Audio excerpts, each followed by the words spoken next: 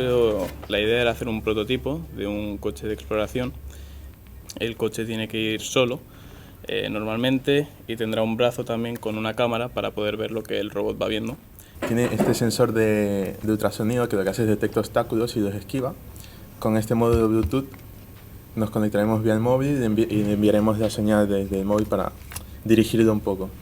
Hoy vamos a mostrar un proyecto realizado en Android Studio. Todo está programado desde cero en Java y utilizando la librería libgdx. És un juego basado en el juego de las gotes. El nostre projecte tracta de fer unes ulleres, que és com un complement per a la gent amb deficiència visual, que a través d'uns sensors emeten uns ultrasons i detecten els objectes més pròxims que es troben al seu pas. Aquí hi ha una pàgina amb PHP i JavaScript, que és un 3 en ratlla, on quan cliques va enviant cada fitxa. Nosaltres hem fet una aplicació per Google Maps desenvolupada amb Android Studio i programada amb Java, i aquí la tenim. Aquí és una mostra de l'aplicació de Google Maps.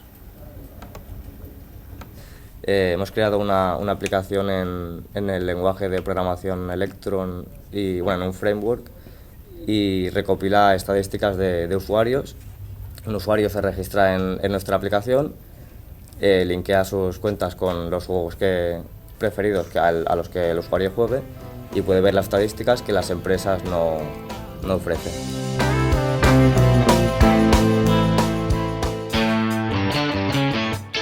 El nostre projecte és la implementació d'un servidor que donarà servei web als nostres companys de DAM.